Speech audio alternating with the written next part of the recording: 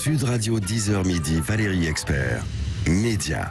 Les médias, les débats avec vous. On est ensemble pour le 10h midi. Bonjour Gilles Gansman. Bonjour. On a un invité passionnant. On a commencé l'interview avant. Philippe de Poulpiquet, bonjour. Merci d'être avec nous ce matin. Vous êtes photographe, grand reporter. Vous étiez en Ukraine il y a peu de temps. Vous repartez demain. Vous êtes envoyé par le Parisien. Vous allez nous raconter, nous parler de votre métier, celui de photo-reporter de guerre. Alors vous ne faites pas que cela. J'encourage tout le monde à aller voir votre site, Philippe de Poulpiquet. Vous avez des photos absolument magnifiques, des portraits et d'autres sujets que la guerre, mais vous avez couvert un très grand nombre de terrains de guerre. On va y revenir avec vous dans un instant. Gilles, la question du jour. La question du jour auquel vous allez pouvoir répondre, on s'est demandé si les réseaux sociaux avaient pas un peu tué le photojournalisme. C'est vrai que tout le monde fait des photos. Lorsqu'on regarde Twitter, on voit un tas de photos de l'Ukraine, fait parfois par des particuliers, fait par des journalistes, fait par un peu tout le monde. Est-ce que ça n'a pas tué le métier? C'est la question qu'on pose à nos auditeurs qui pour l'instant nous répondent. Alors ils sont partagés, Valérie, sur le réseau de Twitter de Sud Radio. Vous pouvez les commenter et voter. Oui à 55%, non à 45%. Est-ce que votre métier est tué par les réseaux sociaux? C'est vrai qu'il y a un flux énorme de photographies maintenant sur notamment certains réseaux sociaux dédiés à ça. Après, moi je suis de la génération où j'ai connu l'argentique, où c'était un vrai savoir-faire. Aujourd'hui la photographie, c'est un avantage, c'est que tout le monde peut faire de la photographie. Avec un portable. Voilà, exactement. Ouais. Après, être photoreporter, photojournaliste, c'est un vrai métier. Dans le photojournalisme, il y a le journalisme. Et donc il faut trouver des angles, il faut raconter des histoires, il faut être présent sur le moment. Une bonne photographie, c'est une scène forte, c'est un cadrage aussi, il y a un peu d'esthétisme, mais les réseaux sociaux, c'est une bonne chose, voilà. Mais une source d'information, des journaux, là où on diffuse nos photographies, ça reste important et c'est tout autre chose. Ouais. Alors on va passer au zapping.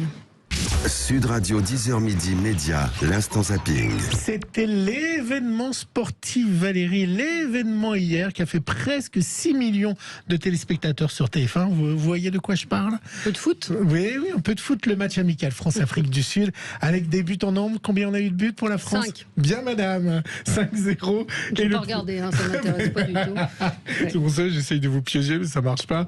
Le premier d'une longue série, c'est Kylian Mbappé. On est à la 23e minute. C'est la même, cette fois-ci elle ne sortira pas. Et cette fois-ci, Griezmann change de rythme, il est passé, il va pouvoir choisir le pied droit. Et au second poteau, Mbappé prend le temps de contrôler. Et d'enrouler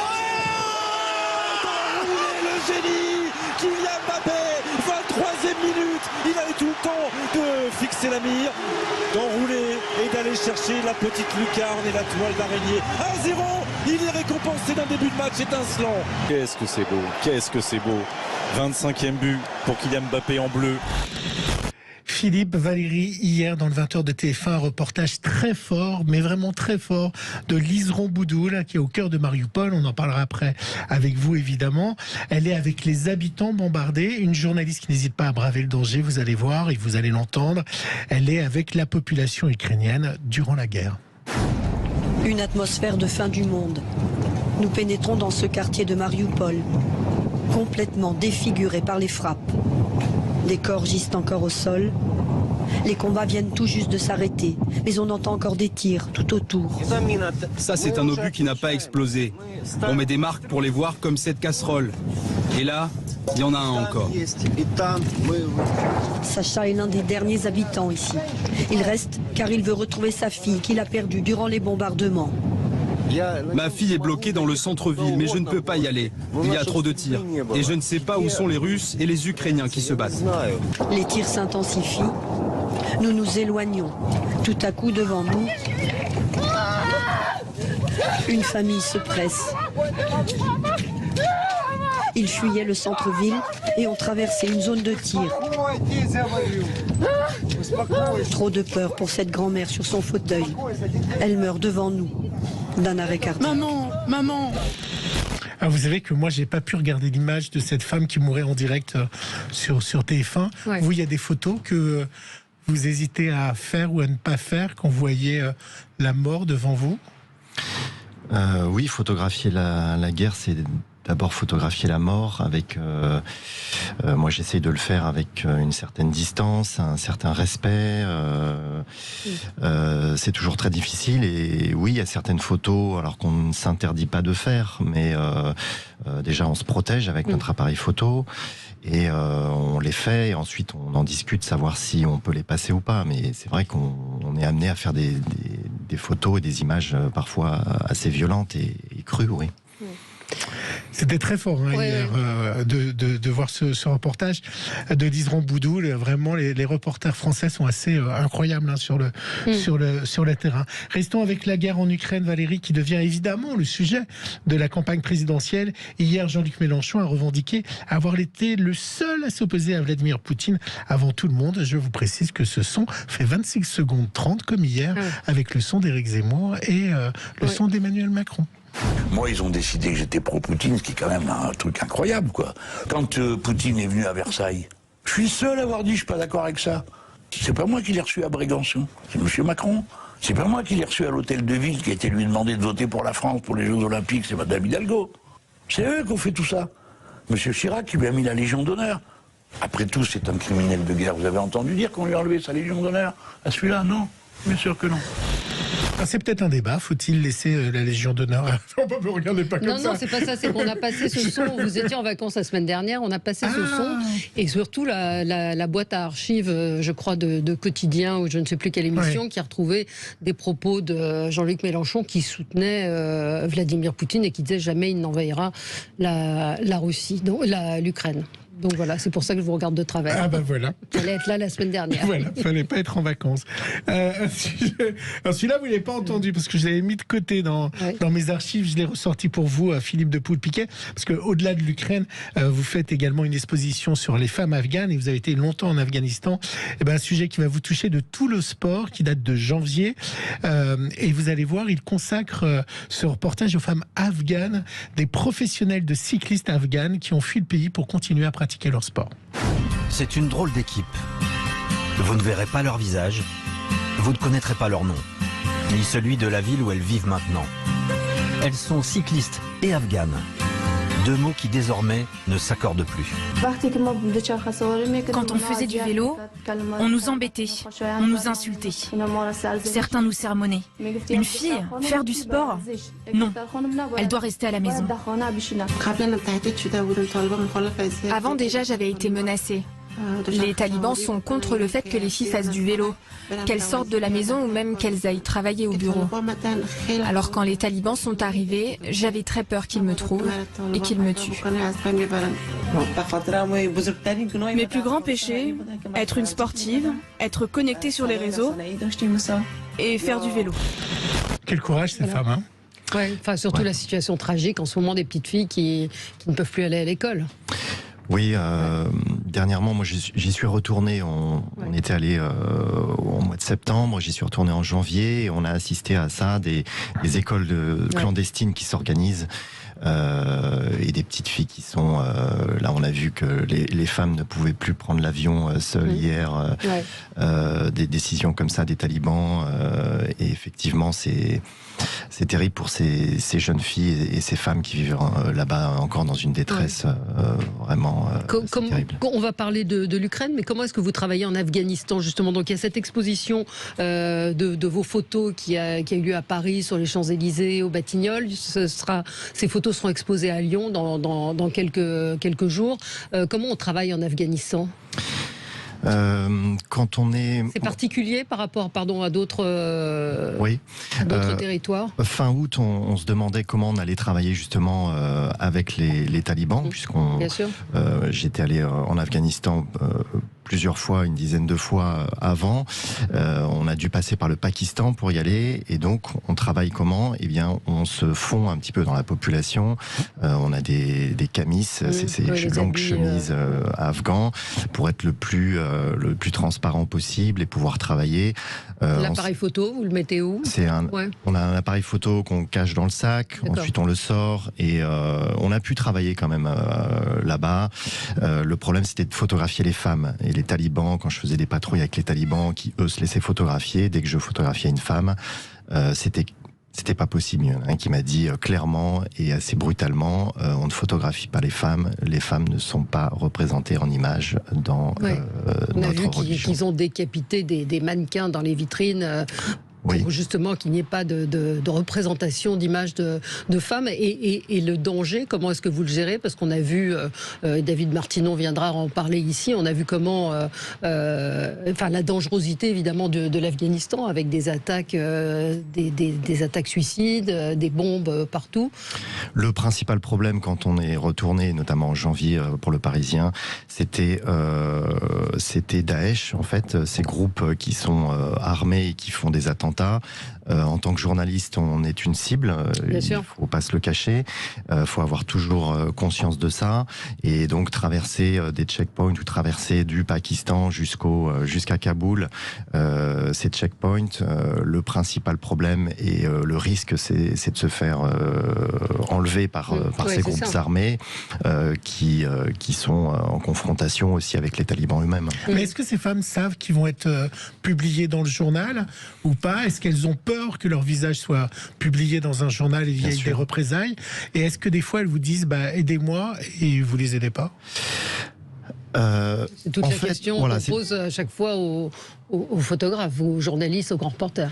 Nous, quand on est allé les voir, ces femmes, on leur a demandé, on peut parler de vous, changer votre prénom, on peut aussi vous cacher sous votre voile. Et elles nous ont dit, si vous faites ça, vous nous effacez, vous faites comme les talibans. Nous, ce qu'on veut, c'est apparaître à visage découvert avec notre prénom. On n'a pas peur, c'est d'un courage exceptionnel.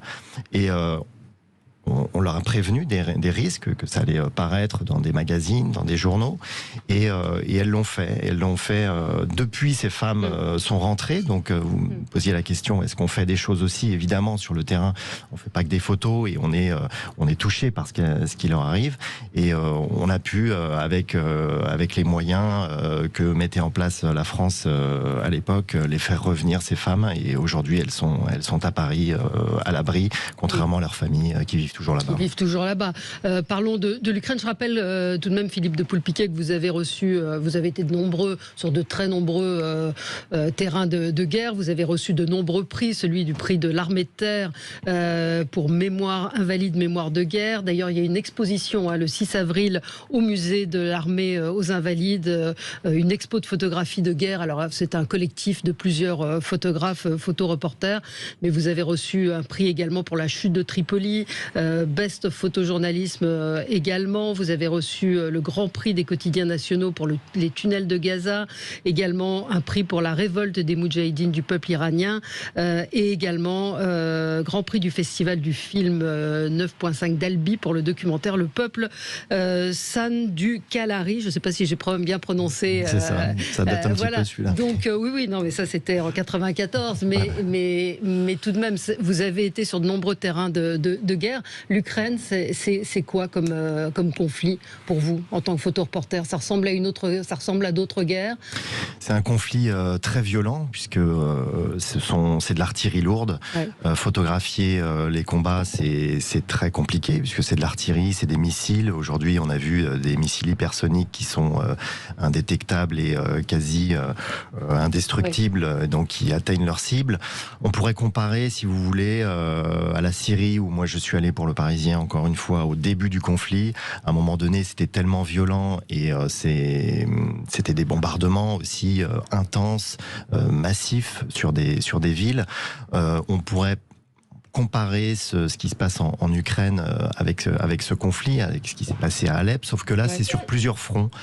Et donc, c'est compliqué à couvrir, et ça n'a rien à voir avec des conflits qu'on a pu voir en Libye, où il y avait un vrai front, où c'était des combats de rue aussi, sur des combats urbains pour la chute de Tripoli, où c'était entre guillemets plus facile de travailler, on savait où on était, avec qui on était. Là, il y a des zones, une espèce de no man's land entre les positions ukrainiennes et les positions russes, où il est dangereux d'aller. Mais nous, notre rôle, c'est d'aller vers les populations, faire des reportages avec elles au sein des populations, et qui sont pris pour cible. Et évidemment, nous aussi, on n'est pas à l'abri d'être pris pour cible. Vous partez donc avec un sujet en tête. Vous vous dites pas que ça serait intéressant de prendre en photo ou d'interviewer un soldat russe? Oui, on aimerait bien. Après, nous, on fait en ce moment le côté ukrainien. Là, j'y retourne demain. Mais vous n'avez pas la curiosité de vous dire bien sûr, comment le Russe vit cette guerre qu'il n'a pas forcément. Alors, on aimerait bien. On a demandé des autorisations pour être ce qu'on appelle embed dans des avec l'armée russe, demander des visas. Aujourd'hui, je crois qu'il y a un seul journaliste chinois qui couvre l'armée russe, mais ça s'apparente un petit peu à de la propagande. Voilà. C'est contrôlé ou pas, justement? Est-ce qu'il y a un contrôle dans certaines situations où on vous demande de voir vos photos? Est-ce que ça pourrait être Non, jamais. Non, non. En tout cas, sur ce conflit-là, niveau ukrainien, ce qui se passe, c'est qu'ils ont peur d'être identifiés, que leur position soit identifiée. Donc, faire des photos au moment où on arrive sur un lieu, ils ont peur d'être pris pour cible. Et d'ailleurs, ils le sont, puisque le problème pour les unités armées ukrainiennes, c'est que ils appellent ça des saboteurs, donnent leur position. C'est des Russes qui sont infiltrés à Kiev ou autre part. Et on était avec des troupes aéroportées d'ailleurs, avec Christelle Brigodeau il y a quelques semaines. Et les positions des Ukrainiens ont été frappées. Donc les bombes sont tombées pas très loin, on s'est protégé. Et ensuite, quand on est ressorti à l'extérieur, il y a eu un échange de tirs entre saboteurs et forces ukrainiennes. Voilà, c'est un conflit violent qui s'étend maintenant sur la durée. Vous avez un fixeur avec vous qui vous guide, qui vous emmène dans des endroits? Alors un fixeur, il faut expliquer ce que c'est qu'un fixeur pour un journaliste ou un photographe comme vous. Un fixeur, c'est quelqu'un d'indispensable pour nous. C'est un local qu'on paye, qu'on rémunère. Dans certains pays comme à Gaza, c'est devenu un métier. C'est un traducteur, un chauffeur, et il nous aide aussi. Il a un travail de journaliste aussi à prendre des contacts, à avoir un réseau et à trouver nous aider à trouver des sujets de reportage, des angles. Quand on a un angle, on lui dit voilà, on aimerait bien faire ça, est-ce que ce serait possible? On en discute. Et c'est quelqu'un de primordial.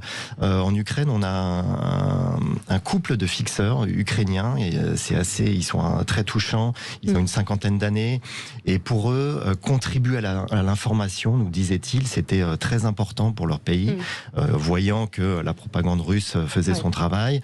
Ils nous ont dit voilà, pour nous, c'est un honneur de travailler avec vous, de contribuer à l'information. Ce sont des gens vraiment très précieux, je leur rends hommage aujourd'hui à ces fixeurs. Et qui prennent des risques. On a vu ce qui s'est passé avec l'un des fixeurs de France Info, qui a été enlevé et torturé. Alors on a un auditeur qui fait presque journaliste, qui pose plein de questions. Votre première photo, c'était quoi? La première photo dans votre vie, la première photo que vous avez prise, ou alors, en tout cas, vous en souvenez ou pas? Oui, je me souviens. C'était, j'étais assez petit. Je devais avoir 9-10 ans. J'avais un appareil photo argentique à l'époque, et face à ma fenêtre d'enfant, il y avait des fils électriques avec des hirondelles. Et je me souviens, j'avais pris cette photo que j'ai encore.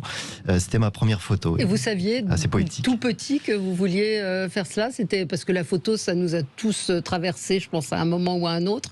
Mais pour vous, c'était évident que ce serait votre métier? Ou c'est un concours de circonstances qui fait qu'on devient photoreporter? J'ai toujours été attiré par l'image, et la photographie, c'est un média qui reste, sur lequel on peut revenir. On parlait tout à l'heure du musée de l'armée aux Invalides, où il y a un fonds photographique, il y a des expositions. C'est un média qui reste et qui m'a toujours attiré, et dans lequel je me sens bien. Je trouve que la photographie, c'est essentiel. Il y a des livres aussi sur lesquels on vient. C'est un média différent. C'est un média différent. J'adore la radio aussi, la télévision, mais c'est un média... Ça dit énormément de choses, et ces photos de reportage sont parfois, en disent plus que certains articles. La photo dont vous êtes le plus fier, demande Stéphane. Dont je suis le plus fier. Ou celle que vous préférez, peut-être, parce que fier, c'est peut-être pas un mot. Oui, on peut parler de cette photo que j'avais fait au moment de la chute de Tripoli, où dans Tripoli, il y avait le bunker de Kadhafi qui était tombé, et je rentre avec les rebelles dans cet endroit qui était en feu, sous des tirs encore, et les rebelles pillaient, se servaient des caches d'armes. Et il y en a un qui est ressorti avec 2 kalachnikovs en bandoulière devant le bunker en feu de Kadhafi, et il shootait dans un ballon. Donc c'était une espèce de scène complètement dingue et folle, avec ce brasier derrière lui et lui qui shootait dans un ballon, une scène de guerre comme on peut les voir, et qui était assez tragique, mais encore une fois un petit peu poétique aussi, mais voilà, qui parle de la guerre en tout cas. Demain vous partez. Vous allez à quel endroit, vous pouvez le dire, ou c'est Oui, alors déjà la particularité, c'est qu'on va partir en voiture, puisque là-bas on était arrivé à Kiev, dans cette ville européenne, en avion, et qu'aujourd'hui on peut plus y accéder. Il y a un problème de circulation là-bas et de voitures, de trouver des voitures, des fixeurs, mais aussi des voitures. Donc on a pris la décision de partir en voiture. Kiev n'est plus visiblement la cible principale, en tout cas la priorité des Russes, donc on va se concentrer plutôt sur le sud et l'est de l'Ukraine. Vous avez peur ? Oui, on a peur. Après, c'est une peur mesurée, qu'on contrôle. La peur est notre allié aussi. C'est une espèce de curseur qu'on a en soi. Il faut avoir peur. Je pense que si on n'a plus peur, c'est dangereux. C'est dangereux. Il faut se poser la question. C'est notre allié, la peur, oui. Mais la mort, c'est quelque chose auquel vous pensez forcément quand vous partez, parce que on parlait un petit peu avant l'émission. Vous avez des enfants. Oui, c'était aussi une question d'un de nos auditeurs. Comment on gère une vie de famille quand on est grand reporter comme ça ?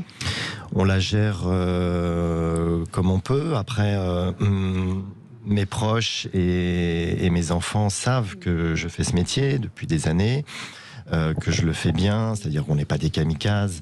On le fait avec des protocoles, on sait où on va, par où on va repartir. Et puis le rôle des photographes et des journalistes, c'est d'y aller, et c'est surtout de revenir. Et c'est de rapporter aussi pas que des images du front, c'est aussi aller à l'arrière du front et raconter les histoires des civils. Ça se raconte. C'est un petit peu moins dangereux. Bon, là, il y a des bombardements, mais on sait aussi s'en protéger en dormant dans les abris ou avec les populations. Donc, c'est des risques mesurés, et on essaye de rassurer nos familles. Vous auriez dû faire des paparazzas de Laetitia Hallyday. C'était quand même plus simple. Franchement, vous vous compliquez la vie. Une petite photo comme ça cachée de Laetitia avec son nouveau fiancé. Et vous arrivez, vous êtes installé depuis longtemps, mais est-ce que c'est un métier d'avenir pour des jeunes qui voudraient se lancer ? Est-ce qu'on peut encore gagner sa vie dans ce métier? Alors c'est difficile de gagner sa vie aujourd'hui en photoreportage. C'est-à-dire qu'une paparazzade paye plus qu'une photo de guerre? Oui, enfin, certainement. Les paparazzades, oui, il n'y en a pas tous les jours non plus qui rapportent. Pas tous les jours. Mais pour parler des jeunes photoreporters qui prennent aussi des risques d'y aller, on ne peut pas leur en vouloir d'y aller. Je parlais récemment avec une photographe qui, elle, de la génération au-dessus, qui avait fait la Bosnie. Et effectivement, on voit des jeunes se faire les dents sur ce genre de conflit. Après, ça révèle aussi une certaine précarité dans le métier de photographe. Moi, j'ai la chance d'être salarié pour Le Parisien, d'être envoyé par une rédaction. Mais on ne peut pas en vouloir aux jeunes d'essayer. Et puis, il y a d'autres rédactions qui travaillent pour l'information et qui prennent en commande ces jeunes et voilà, ils font leur métier, ils le font bien et il faut pas leur en vouloir de prendre des risques. À l'époque, c'était pareil, ça n'a pas changé. Les gens y allaient. Bien sûr, oui, vous avez tous commencé. On a tous commencé comme ça aussi. Voilà. Merci beaucoup, Philippe de Poulpiquet. Alors Stéphane demande est-ce qu'il y a un site où on peut voir vos photos? Oui, vous pouvez. Vous tapez Philippe de Poulpiquet, Poulpiquet. Vous pourrez voir les photos de notre invité. Et puis le 6 avril. Allez, si vous êtes à Paris, au musée de l'Armée aux Invalides. C'est un endroit auquel on ne pense pas forcément et qui est un site où il y a régulièrement des expos photos tout à fait intéressantes. Et puis à Lyon, donc cette expo sur les portraits de femmes afghanes. Et également au Parisien en ce moment, il y a une exposition qui vient d'ouvrir avec Canon aussi qui a participé à cette exposition sur l'Afghanistan et l'Afghanistan des talibans. Très bien, sachez qu'on a reçu beaucoup de monde ici. Moi, je suis très admiratif, mais c'est très rare. Et ça fait 5 ans qu'on fait cette émission. Je ne sais pas si vous avez le même sentiment. sentiment, Valérie? Oui, tout à fait. Nos auditeurs nous disent que c'est très émouvant. Ouais, moi, je suis très admiratif. Et pourtant, on a reçu beaucoup de gens en 5 ans. Merci beaucoup, Philippe de Poulpiquet. Et puis bonne route demain pour rejoindre l'Ukraine. Merci à vous. Dans un instant, on va parler armes chimiques. À tout de suite. Sud Radio, 10h midi, Valérie Expert.